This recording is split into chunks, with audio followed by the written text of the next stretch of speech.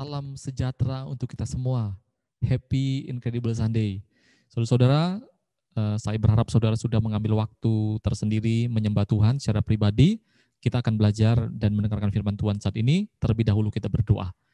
Bapa kami dalam surga, terima kasih buat waktu yang indah ini kami boleh kembali belajar dan mendengarkan firman Tuhan, memuji menyembah Tuhan meskipun secara online.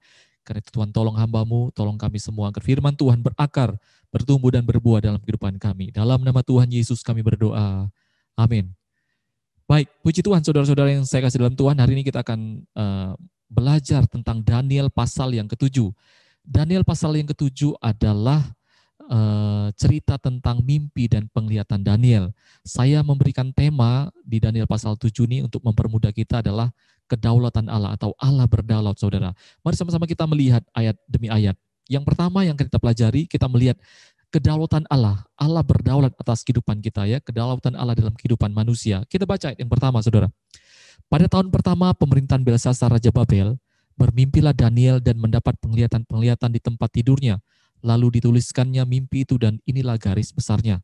Nah, saudara-saudara, kita tahu bahwa di zaman ini, di zaman Belsasar, beberapa pasal sebelumnya kita sudah belajar, Raja Belsasar adalah anak daripada Raja Nabonidus atau cucu daripada Nebukadnezar, dan kira-kira masa pemerintahannya Daniel saat ini sudah berumur 80-an tahun. Dan ada satu hal yang juga penting kita ketahui bahwa Daniel tidak berada dalam pemerintahan. Ya, padahal di zamannya kakeknya, ya, Nebukadnezar, Daniel begitu dahsyat dipakai, ya. Tetapi di zaman ini kita melihat lewat cerita Raja Belsasar, ya, waktu dia berpesta dan dapat tulisan mene-mene, ya, tekel Evarsin itu, saudara melihat bahwa Daniel baru dipanggil, saudara, ya. Nah, saudara-saudara, apa yang kita bisa pelajari dari ayat ini tentang kedaulatan Tuhan? Saudara, Daniel saat ini mungkin seperti kita, ya, saudara, yang di tengah-tengah kondisi, di tengah-tengah dunia dan bangsa Indonesia, ya, kita hari ini mungkin susah dalam keadaan, ya, kita kehilangan pekerjaan secara duniawi, kita kehilangan banyak hal dan lain sebagainya. Daniel juga kehilangan, ya, tidak ada punya posisi, ya, dianggap budak oleh Raja Belsasar, ya, tidak dianggap, saudara, dan mungkin kita juga sudah kalah dengan teknologi, kita sudah tua dan lain-lain sebagainya, saudara. Tetapi saudara, yang ingin disampaikan melalui ayat ini yang pertama, Tuhan itu berdaulat. Inilah yang harus kita taruh dalam hati dan pikiran kita. Mindset kita harus kita ubah bahwa Tuhan berdaulat. Bahwa apapun yang saya kerjakan di dalam dunia ini, semuanya saya kerjakan untuk Tuhan. Ini terbukti daripada seorang Daniel, saudara. Meskipun sudah tua, di luar daripada pemerintahan, saudara, Tuhan masih berdaulat. Tuhan memberikan satu mimpi penglihatan, ya, saudara. Saya percaya ini adalah satu hiburan, satu penghiburan untuk Daniel, ya, karena tidak dipakai siapa-siapa, sudah tua dan lain sebagainya. Kita juga membutuhkan sesuatu hal yang menarik hati kita, dan Tuhan memberikan penghiburan, saudara.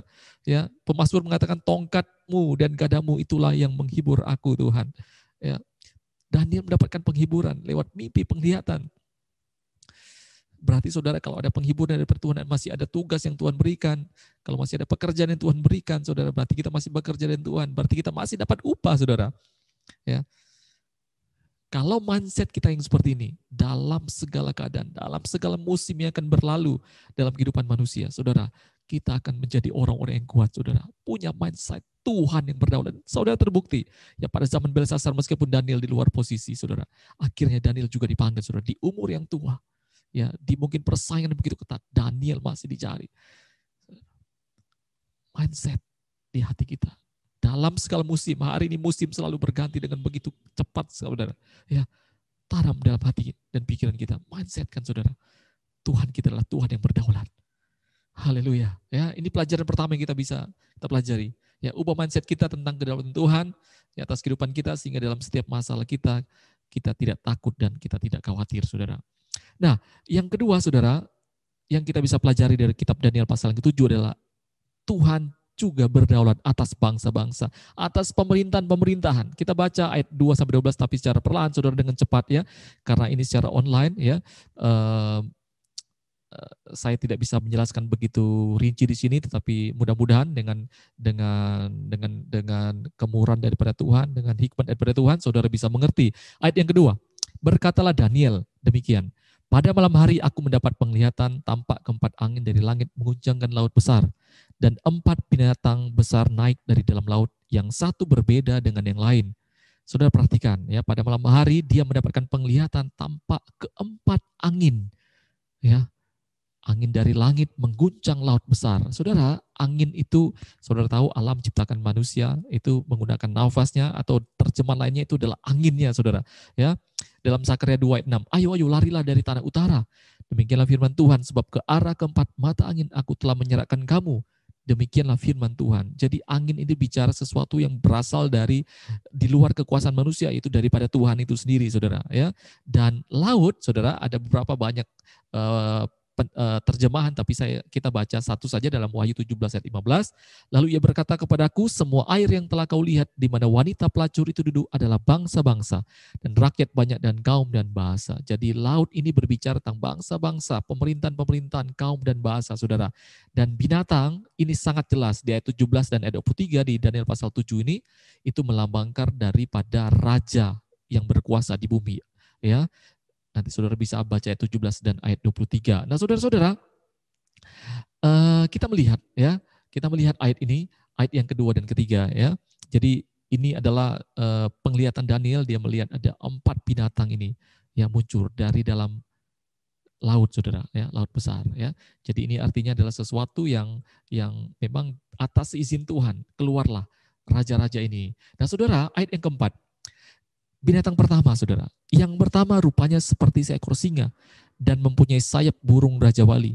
Aku terus melihatnya sampai sayapnya tercabut dan ia terangkat dari tanah dan ditegakkan pada 2 kaki seperti manusia. Dan kepadanya diberikan hati manusia. Nah, saudara-saudara, saudara lihat penglihatan ini juga sama dengan mimpi Nebukadnezar yang pertama. Saudara tahu, ingat mimpi Nebukadnezar pertama tentang patung yang kepalanya itu dari emas, dan Daniel mengatakan dalam Daniel 2:37-38 bahwa itu adalah kerajaan Babilonia, Raja Nebukadnezar sendiri. Nah, saudara lihat, ya, ini saya tidak jelaskan begitu lama-lama. Saudara lihat singa, seekor singa, sayap burung Raja Wali. Saudara tahu bahwa di dalam penemuan sejarah arkeolog juga di dalam kerajaan Babilonia ditemukan, ya, dalam tembok-temboknya, dalam peninggalan-peninggalan sejarah, ya, binatang seperti singa tetapi sayapnya sayap Raja Wali, ya. Dan singa sayap Raja Wali itu melambangkan keagungan, kekuatan kalau kita baca dalam beberapa terjemahan-terjemahan di dalam Alkitab. Jadi memang Babilonia, Nebukadnezar mendapatkan keagungan yang begitu besar di zamannya dia, saudara. Tetapi saudara lihat, ya, ayat ini juga berkata dia ditegakkan pada 2 kaki seperti manusia dan kepadanya diberikan hati manusia. Saudara lihat pengalaman Raja Nebukadnezar, ya, dia pernah diberikan hati binatang, ya, kehilangan akal atau kehilangan akal budi, ya, mendapat sakit mungkin seperti sakit jiwa, saudara, sehingga sudah seperti binatang, tetapi kembali diberikan kesempatan pada Tuhan, diberikan kembali hati manusia. Jadi binatang yang pertama ini adalah gambaran daripada kerajaan Babilonia, ya, kerajaan daripada Nebukadnezar. Yang kedua, saudara, binatang yang kedua, ayat yang kelima. Dan tampak ada seekor binatang yang lain, yang kedua, rupanya seperti beruang, ia berdiri pada sisinya yang sebelah, dan 3 tulang rusuk masih ada di dalam mulutnya di antara giginya. Dan demikianlah dikatakan kepadanya, ayo makanlah daging banyak-banyak. Saudara, beruang, ya, di dalam Alkitab ini adalah hewan yang kuat, buas, dan sangat ditakuti, saudara. Ya, saudara bisa baca dalam Hosea 13, Amsal 28:15. Ya, dikatakan di ayat ini berdiri pada sisi yang sebelah. Saudara, ketika dia berdiri pada sisi yang sebelah, maka saudara akan kelihatan satu lebih tinggi badannya, satu lebih rendah. Ya, dan saudara, kalau di dalam sejarah kita melihat, ya, kerajaan kedua yang berkuasa setelah Nebukadnezar, setelah Babilonia adalah kerajaan Media Persia. 2 kerajaan ini, ya, dan Persia lebih kuat daripada Media, ya, di dalam sejarah, saudara, ya. Jadi ayat ini juga menerjemahkan, penafsir juga menerjemahkan demikian, saudara, ya. Dia berdiri pada sisi yang sebelah itu lebih kuat daripada yang sebelahnya lagi. Ya, lalu 3 tulang rusuk ada di mulut dan giginya. Memang di dalam sejarah juga kita melihat sebelum dia berkuasa, dia mengalahkan 3 kerajaan besar, yaitu Babel, Lydia, dan Mesir. Ya, ini juga menurut sejarah dan penafsir-penafsir Alkitab, saudara. Ya, nah, saudara, jadi saudara, kalau kita lihat juga di dalam mimpi Nebukadnezar tentang patung, ini juga sama, ya. Daniel juga mengatakan bahwa itu artinya, ya, dada dan lengannya itu dari perak, saudara. Jadi ada kerajaan yang akan mengalahkan kerajaan daripada Nebukadnezar atau kerajaan Babilonia. Daniel juga sudah mengartikan itu dalam mimpi Nebukadnezar, dan dalam sejarah kita melihat bahwa kerajaan itu adalah kerajaan Media Persia. Nah, saudara, lalu ayat yang ke-6, kita lihat binatang yang ketiga. Kemudian aku melihat tampak seekor binatang yang lain, rupanya seperti macan tutul. Ada 4 sayap burung pada punggungnya, lagi pula binatang itu berkepala 4 dan kepalanya diberikan kekuasaan. Ya, Hosea mencatat bahwa macan tutul itu terkenal dengan kecepatan, ketangkasannya, saudara. Ya, lalu macan tutul ini dia memiliki 4 kepala dan 4 sayap. 4 kepala berbicara tentang kepintaran, kecerdasan, saudara. 4 sayap berarti kekuasaannya, dia bisa bukan hanya kepintaran, tapi dia bisa terbang juga, saudara. 4 sayap, 2 sayap saja sudah cepat, apalagi 4 sayap, ya. Kira-kira begitu analoginya, saudara. Nah, sifat dari binatang ini juga sama dengan dalam sejarah kita melihat kerajaan Yunani. Saudara lihat kerajaan Yunani, ya, setelah Media Persia, kerajaan yang berkuasa selanjutnya itu adalah kerajaan Yunani, saudara. Ya, dan saudara tahu Alexander Agung, ya, kerajaan Yunani waktu dia berkuasa dalam 10 tahun, lebih cepat sudah daripada kerajaan-kerajaan sebelumnya. Dan saudara, memang umurnya singkat 30 tahun, tetapi dalam waktu 10 tahun dia melahap, ya, banyak wilayah. Dan saudara tahu bahwa Yunani adalah salah satu bukan hanya melahap berbagai daerah, tapi dia juga menelurkan budaya Helenisme, itu budaya Yunani, saudara. Makanya kita perjanjian baru kita baca dalam banyak budaya-budaya Yunani, saudara. Nah, ini sifat dari binatang itu, ya, seperti sifat kerajaan daripada Yunani. Dan dalam sejarah, ya, di dalam mimpi Nebukadnezar, ya, itu digambarkan dalam perut dan pinggangnya yang dari tembaga, Daniel 2:32-39. Jadi ini adalah di dalam sejarah, ya, konteksnya Alkitab, tapi kalau kita melihat dalam sejarah, ini adalah kerajaan Yunani, saudara. Nah, saya tidak berlama-lama, ini begitu banyak penjelasannya, saudara, tetapi saya ingin mengambil beberapa poin tentang kedaulatan Tuhan. Ya, saudara, kita melihat ayat yang ke-7, binatang yang keempat. Kemudian aku melihat dalam penglihatan malam itu, tampak seekor binatang yang keempat yang menakutkan dan mendahsyatkan, dan ia sangat kuat, ia bergigi besar dari besi, ia melahap dan meremukkan, dan sisanya diinjak-injaknya dengan kakinya. Ia berbeda dengan segala binatang yang terdahulu, lagi pula ia bertanduk 10. Nah, saudara-saudara, dalam penglihatan Nebukadnezar, ya, dalam mimpi Nebukadnezar, ini digambarkan dengan patung yang bagian pahanya dari besi, dan dikatakan dalam Daniel 2:32-40, bagian ini kerjanya meremukkan besi ini, meremukkan. Nah, coba kita melihat beberapa data berikut, saudara.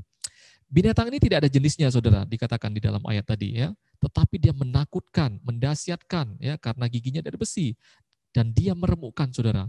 Ya, kalau binatang ini ada tanduknya, saudara, 10 tanduknya, saudara. Tanduk itu di dalam Alkitab digambarkan dengan kekuatan untuk menyerang dan juga untuk bertahan.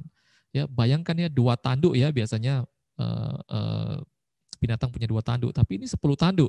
Berarti kekuatan dalam bertahan dan menyerang itu sangat 5 kali lipat, saudara, 10 tanduk, saudara, ya. Ini kita bisa gambarkan, saudara. Sifat binatang ini dalam sejarah sama dengan kira-kira bangsa Roma, saudara. Ya, mengapa, saudara? Karena bangsa Roma yang paling berkuasa dengan begitu dahsyat, saudara. Ya, dia juga yang paling lama, kurun waktunya sekitar 500 tahun. Banyak sekali negara-negara di bawah kerajaan daripada Roma ini sendiri, saudara. Ya, dan saudara ingat perkataan Allah kepada keturunan Hawa di dalam Kejadian pasal 3, ya, bahwa keturunan iblis akan meremukkan daripada keturunan daripada wanita itu. Dan itu terjadi di zaman Roma. Yesus diremukkan di zaman perjanjian baru, itu di zaman Roma, saudara. Jadi ini bukan secara kebetulan. Ya, ini dibuatkan Daniel, tapi berapa ratus, 600 sampai 800 tahun kemudian ini terjadi. Dan ini terjadi, saudara. Ini bukan main-main, saudara. Saudara, ayat 7 ini, ya, dia bertanduk 10, saudara. Ya, ayat 24 menjelaskan, ayat 24 saya baca, ya, ke-10 tanduk itu ialah ke-10 raja yang muncul dari kerajaan itu. Jadi 10 tanduk yang keluar dari binatang itu adalah 10 raja yang akan muncul dari kerajaan Roma. Ya. Atau ditafsirkan atau bisa kita terjemahkan, ada ciri-ciri kerajaan yang akan muncul itu adalah bercirikan kerajaan Roma. Jadi 10 kerajaan itu, ya, saudara, kita dalam sejarah kita juga tahu, ya, hari ini banyak sekali kerajaan yang muncul dari kerajaan Roma. Inggris misalkan, Spanyol, ya, Jerman, Portugis, dan lain-lain sebagainya, saudara. Ya, tapi saya tidak bilang mereka adalah 10 tanduk itu, saudara. Ya, kita melihat dari dalam sejarah, ya. Jadi bisa kita lihat ciri-cirinya juga bisa dari ciri-ciri binatang itu, saudara. Nah, Itu juga sama dengan mimpi Nebukadnezar tentang yang terakhir. Kakinya itu ada terdapat 10 jari yang bercampur dari tanah liat dan dari besi, saudara. Dalam Daniel pasal 2, 41, 43. Nah, ya, tetapi juga saya ingin sampaikan sedikit, angka 10 ini juga tidak serta-merta kita bisa artikan secara harfiah. Ya, bisa juga simbol sebagai satu kekuasaan yang full, ya, tentang satu kegenapan angka gitu ya. Jadi bukan juga langsung itu 10 negara. Ini masih dalam perdebatan penafsiran, tetapi ini gambaran besarnya, saudara. Nah, saya tidak berlama-lama di situ, saudara. Lalu ini yang menarik, Daniel sangat tertarik dalam penglihatan itu. Dia melihat ke 10 tanduk binatang itu tiba-tiba muncul satu tanduk, ya, yang muncul dan menghancurkan 3 tanduk lainnya di ayat 8, saudara. Ya. Dan tanduk itu yang muncul itu dia memiliki mata dan mulut yang sombong. Nah, saudara, ya. Nah, saudara, dia memiliki mata dan mulut yang sombong. Saudara perhatikan, manusia memiliki mata, saudara. Mata kadang-kadang melambangkan kesombongan, ya. Mata itu menjadi bagian daripada manusia. Saudara, ya, kalau kita tahu kita adalah manusia, mata kita matanya manusia, kenapa mulut kita harus sombong, saudara? Ya, ini juga sesuatu yang bisa kita pelajari, ya.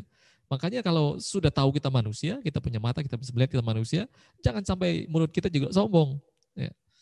Nah, ini adalah ciri-ciri kerajaan atau raja yang muncul, yang akan mungkin mergerkan 3 kerajaan atau mengalahkan 3 kerajaan itu, dan dia akan sombong sekali, saudara. Ya, dan ini adalah nubuatan tentang akhir zaman. Ya, di dalam Wahyu, penglihatan Rasul Yohanes di Pulau Patmos, saya ajak baca sedikit, saudara, ayat ini, ya. Wahyu 13:5 ayat 8, saudara lihat. Dan kepada binatang itu diberikan mulut yang penuh kesombongan, dan hujan kepadanya diberikan juga kuasa untuk melakukannya 42 bulan lamanya. Lalu ia membuka mulutnya untuk menghujat Allah, menghujat namanya dan kemah kediamannya dan semua mereka yang diam di sorga. Dan ia diperkenankan untuk berperang melawan orang-orang kudus dan untuk mengalahkan mereka, dan kepadanya diberikan kuasa atas setiap suku dan umat dan bahasa dan bangsa. Dan semua orang yang diam di atas bumi akan menyembahnya, yaitu setiap orang yang namanya tidak tertulis sejak dunia dijadikan di dalam kitab kehidupan dari anak domba yang telah disembelih.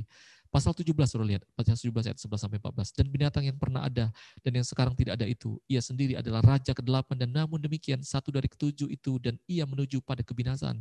Dan ke-10 tanduk yang telah kau lihat itu adalah ke-10 raja yang belum mulai memerintah, tetapi 1 jam lamanya mereka akan menerima kuasa sebagai raja bersama-sama dengan binatang itu.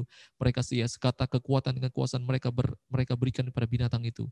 Mereka akan berperang melawan anak domba. Nah, saudara, saya gambarkan sedikit, ya. Ini jadi penglihatan Yohanes di Pulau Patmos, saudara, tentang juga masanya raja tersebut, masa pemerintahan tersebut. Ini bicara tentang lambang daripada antikris, saudara, yang akan muncul di kemudian hari. Daniel sudah mendapatkan mimpi ini, saudara. Ya. Nah, saudara, saya tidak berlama-lama di sini, ya, karena poinnya saya hanya menjelaskan secara ringkas di sini, tetapi poinnya saudara perhatikan. Ini poinnya, saudara. Perhatikan. Ayat 2-8, saya tidak tunjukkan di sini ayat 2, tapi 4-8 saja saya ambil sedikit-sedikit. Saudara lihat ayat 4. Yang pertama rupanya seperti seekor singa dan mempunyai sayang burung Raja Wali. Aku terus melihatnya sampai sayapnya tercabut dan ia terangkat dari tanah dan ditegakkan pada 2 kaki seperti manusia, dan kepadanya diberikan hati manusia. Saudara perhatikan, ya. Kepadanya diberikan hati manusia. Jadi ada yang berikan hati manusia. Saudara lihat ayat 5. Kepada binatang yang kedua yang seperti beruang ini, saudara lihat. Dan demikian dikatakannya kepadanya, ayo makanlah daging banyak-banyak. Ada yang kasih daging, ya, kepada binatang yang kedua. Yang ketiga, saudara lihat. Kemudian aku melihat tampak seekor binatang yang lain, rupanya seperti macan tutul, ayat ke-6, saudara lihat. Lihat ayat yang terakhir, ayat 6. Kepadanya diberikan kekuasaan, saudara. Ya. Dan ayat yang ke-7, 8, dan seterusnya juga demikian. Jadi saudara, apa yang perlu kita pelajari? Perhatikan baik-baik. Tuhan ingin memberitahukan kepada Daniel yang saat itu sebagai orang buangan, tidak memiliki kekuasaan dan lain-lain, bahwa Allah yang engkau sembah, Daniel, Allah yang juga kita sembah adalah Allah yang berdaulat atas bangsa-bangsa. Saudara perhatikan hari ini, saudara, ya. Mazmur pasal 22, saudara lihat. Saya baca ayat yang ke-29 saja. Sebab Tuhanlah yang punya kerajaan, dialah yang memerintah atas bangsa-bangsa.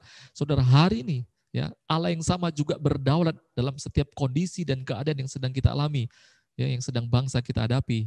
Saudara, ya, hari ini lihat seluruh bangsa sedang mengalami masalah, saudara, ya, mengalami hal-hal pandemi, ya, khususnya COVID-19, saudara. Ya, kita juga sendiri merasakan itu di Indonesia, saudara. Tetapi Daniel diingatkan Tuhan, dan hari ini kita juga diingatkan Tuhan. Tuhan bukan hanya berdaulat dalam hidup saya, bukan hanya berdaulat dalam hidup saudara, Ya, Tuhan juga berdaulat atas bangsa-bangsa. Tanam mindset ini dalam hati dan pikiran kita, sehingga kita tahu kepada siapa kita menyembah, kepada siapa kita berserah hidup kita, saudara. Dia adalah Allah yang luar biasa, saudara. Ya, semua kerajaan-kerajaan tadi begitu hebat, yang begitu dahsyat, saudara perhatikan. Itu semuanya hanya diberikan kesempatan oleh Tuhan. Kenapa kita harus menyembah kepada model-model binatang tadi kalau itu semuanya hanya diberikan kesempatan pada Tuhan, saudara? Ya, Allah kita berdaulat sebangsa-bangsa. Ya, bersyukur, saudara. Tanam ini dalam mindset dan pikiran kita. Supaya kita tidak menyombongkan raja-raja, kerajaan-kerajaan, pemerintahan-pemerintahan yang ada di dunia ini. Supaya engkau menyombongkan bahwa engkau mengenal Allahmu satu-satunya adalah Allah yang besar, Allah yang dahsyat, Allah yang berkuasa atas bangsa-bangsa, atas kehidupan manusia, saudara. Yang terakhir, saudara, Allah berdaulat atas kehidupan kekal.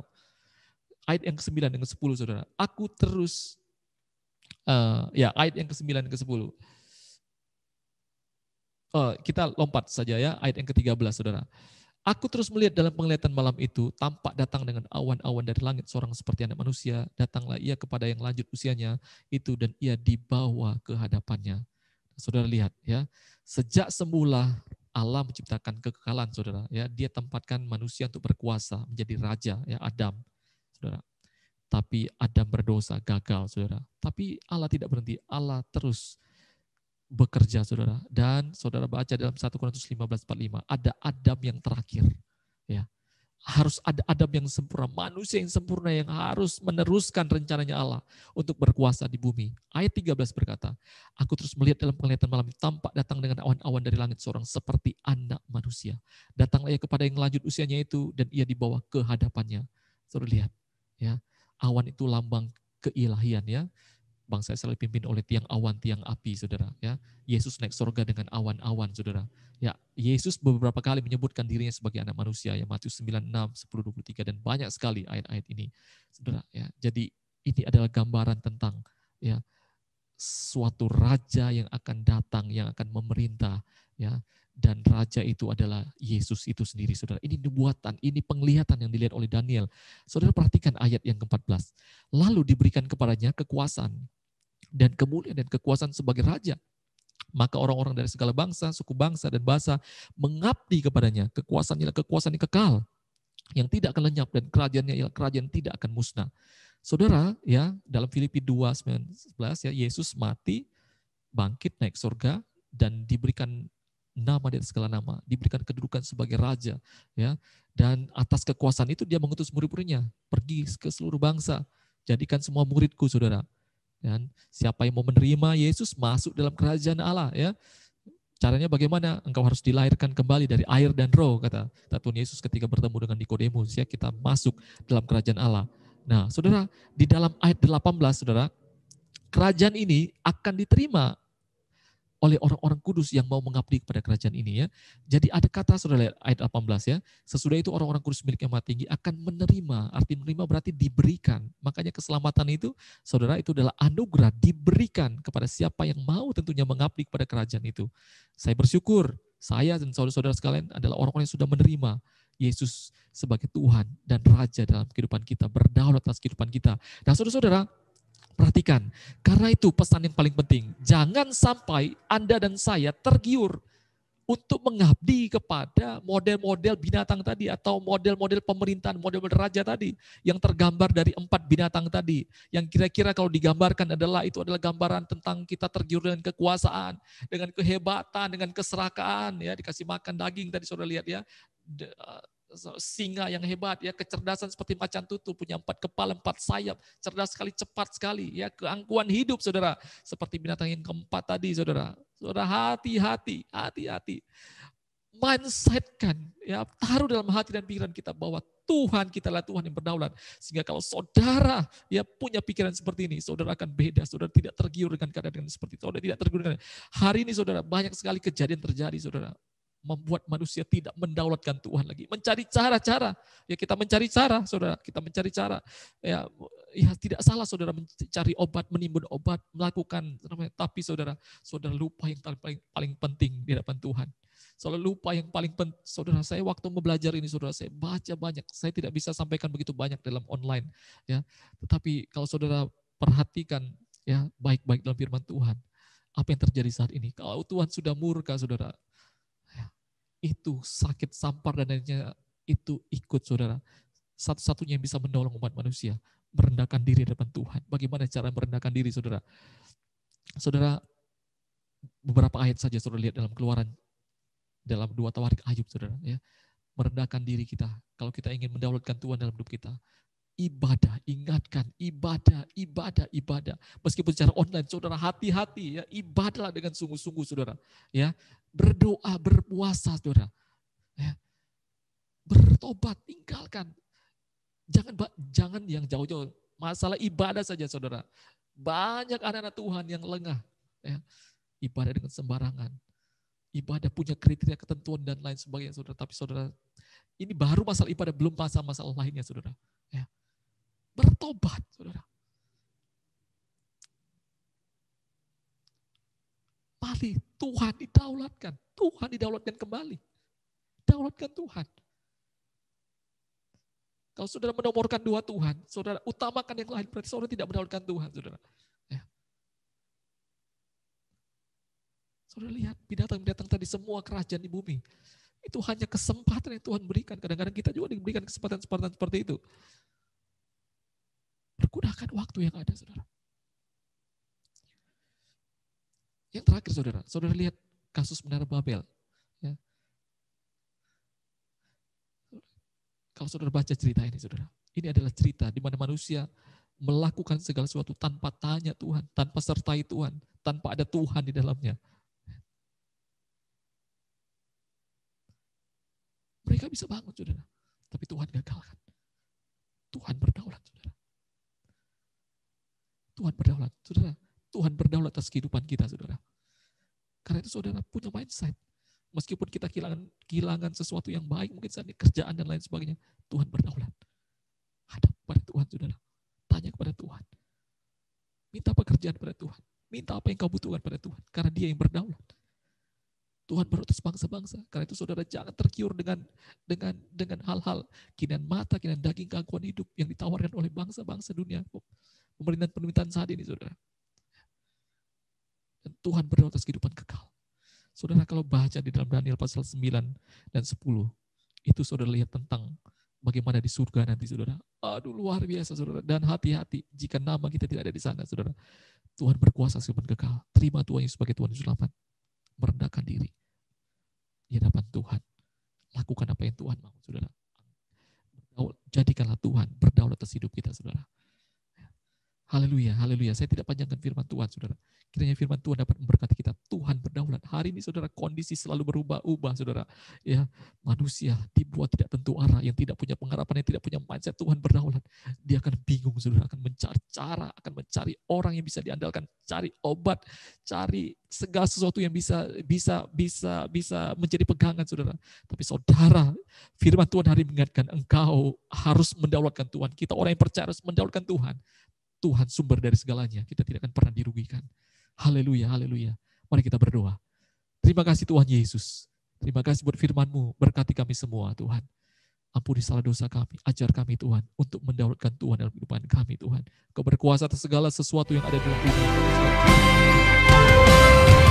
Besar dan ajaiblah karya-Mu. Adil dan